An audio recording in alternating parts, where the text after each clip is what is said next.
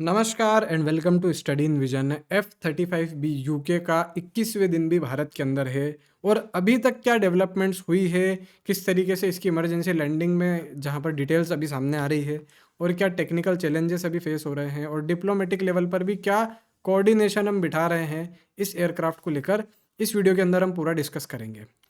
देखिए, सबसे पहली चीज़ 14 जून को ये एयरक्राफ्ट तिरुवनंतपुरम पर आया, जहाँ पर रीज़न ये था कि लो फ्यूल और बैड वेदर की वजह से।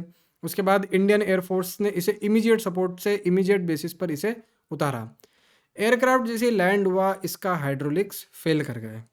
इस वजह से इस एयरक्राफ्ट का इस जेट को अनएयरवर्दी 17 जून से डिक्लेयर कर दिया, यानी कि हाइड्रोलिक्स फेल हुए, रिपेयर नहीं हो पाए और 17 जून को ये एयरक्राफ्ट अनएयरवर्दी यानी कि हवा में अब नहीं उड़ सकता, ये डिक्लेयर हो गया।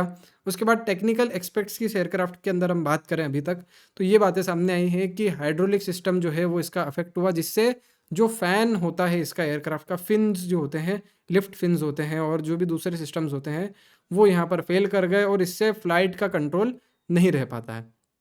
अब ये जो जेट है, ये अभी फ़िलहाल ओपन में इस वजह से है क्योंकि इसको क्लियरेंस नहीं मिल पाया। यूके से इसे क्लियरेंस नहीं मिल पाया है, यूके की नेवी से, यूएस से क्लियरेंस नहीं मिल पाया है। इस वजह से जेट ओपन फील्ड पे, ओपन एयर स्ट्रिप पर खड़ा हुआ है।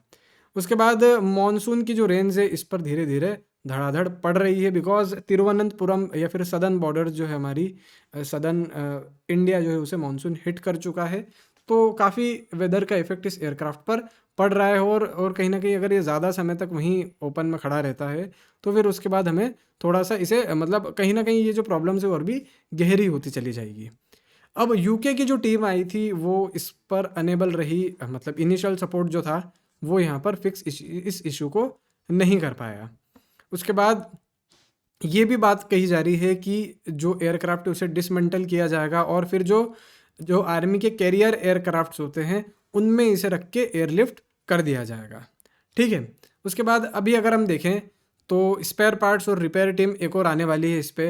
जैसे कि जो की पार्ट्स होते हैं वो यूएस और यूके के लॉजिस्टिक्स हब से उड़कर एयरक्राफ्ट के थ्रू इंडिया के अंदर आ रहे हैं और वहीं 25 मेंबर की एक टीम भी जो यूके से और यूएस से बहुत सारी जगह से आ रही है, 6 जुलाई को यहाँ पर आ जाएगी। उसके बाद इस टीम के अंदर लगभग लॉकहीड मार्टिन के लोग होंगे जो इस एयरक्राफ्ट को बना रहे हैं, रॉयल नेवी के लोग होंगे और बीएई सिस्टम्स जो इस प्लेन के अंदर काम करने वाली कंपनी है, उनके भी लोग यहाँ पर आ रहे हैं। और एक पोर्टेबल हाइड्रोलिक टेस्ट कार्ड्स और फ्लाइट कंट्रोल सिस्टम्स भी यहाँ पर ये ला रहे हैं। अब ये जो जेट है, इनके आने के बाद इसे टो कर दिया जाएगा एक हैंगर के अंदर, जहाँ पर इनके जो रिपेयर्स है वो सिक्योर कर लिए जाएँ। अब 21 जुलाई या फिर कह सकते हैं 5 जुलाई आज की अगर स्थिति देखें हम, तो एयरक्राफ्ट अभी भी ये खड़ा हुआ है वहीं पर, उसी एयरफील्ड पर। और जो यूके की टीम है वहीं इसमें लगी हुई है कि कैसे भी करके इसे सुधार दिया जाए। सिक्योरिटी जो है इस एयरक्राफ्ट की, ये सीआईएसएफ की जो टीम है वो संभाल रही है और आरएएफ की जो आरएएफ पुलिस जो है वो इसे सपोर्ट दे रही है। वहीं डिप्लोमेटिक क्लियरेंस जो है आज इसका बढ़ा दिया गया है। इंडियन मिनिस्ट्री ऑफ डिफेंस ने, देखो कोई भी फॉरेन एयरक्राफ्ट होता है, अगर वो मिलिट्री एयरक्राफ्ट है तो उसे मिनिस्ट्री ऑफ डिफेंस का क्लियरेंस चाहिए होता है। यहाँ पर डीजीसीए के क्लियरेंस है या फिर किसी और होम मिनिस्ट्री के क्लियरेंस है, यहाँ पर काम नहीं चल पाता है। ठीक है। अब बेस्ट केस क्या है इसके बस बेस्ट केस में क्या हो सकता है कि ये एयरक्राफ्ट मिड जुलाई तक रिपेयर हो जाए, ये जो 25 लोगों की टीम आ रही है इसे रिपेयर कर दे और ये एयरक्राफ्ट उड़ जाए। वर्स्ट केस हो सकता है कि इसे फिर पूरा डिसमेंटल करके इसे एयरलिफ्ट करना पड़ेगा। अब रिपेयर चैलेंजेस क्या है यहाँ पर, देखो जो इसका STOVL जो हाइड्रोलिक सिस्टम है ये काफ़ी कॉम्प्लेक्स है, तो ये इतनी आसानी से रिपेयर नहीं होने वाला। इसका जो सॉफ्टवेयर है उसे भी रिपेयर के बाद एक रीसेट करना पड़ेगा, उसके सॉफ्टवेयर में भी चेंजेस करने पड़ेंगे, तब जाके एयरक्राफ्ट उड़ पाएगा। अब देखो नेटो है, उसने भी एक तरीके से जो पर्सनल्स हैं जो इसको रिपेयर करने वाले हैं, उनको क्लियरेंस दे दी है। तो एक तरीके से ये जो पूरा एयरक्राफ्ट है उसका रिपेयरेशन प्रोसेस तो खैर यहाँ पर स्टार्ट होने लग गया है और उसके बाद इसको क्लियरेंस भी काफ़ी, मतलब एक्स्ट्रा क्लियरेंस की भी यहाँ पे काफ़ी और एक्स्ट्रा में अगर काम इसे करना है, इसके सोर्स कोड वगैरह को भी अगर चेंज करना पड़े तो एक्स्ट्रा क्लियरेंस चाहिए होगी। अब वो क्लियरेंस अगर नहीं मिलती है तो हो सकता है कि ये जो एयरक्राफ्ट है थोड़े टाइम के लिए और भी स्टेशन रहे ग्राउंड पे, या फिर ये भी हो सकता है कि अगर ये क्लियरेंस नहीं मिल पाती है तो फिर ये जो एयरक्राफ्ट है ये डिसमेंटल करके यूएस ला दिया जाएगा। अब अगर हम बात करें तो जो एयरक्राफ्ट के हाई सिक्योरिटी प्रोटोकॉल से, स्पेशली किसी फॉरेन कंट्री में इस एयरक्राफ्ट को रिपेयर वैसे तो नहीं करते हैं, और जो मतलब एक ये प्रोटोकॉल भी रहता है यूएस का, और उसके बाद जो रिपेयर के लॉजिस्टिक्स है, जो रिपेयर के टूल्स है, अगर वो प्रॉपर नहीं आ पाते हैं उसके बाद वापस से उन्हें लाना मंगवाना पड़ता है। ऐसे करते करते करते करते इस एयरक्राफ्ट का जो रिपेरेशन प्रोसेस है वो काफ़ी धीरे होता जा रहा है।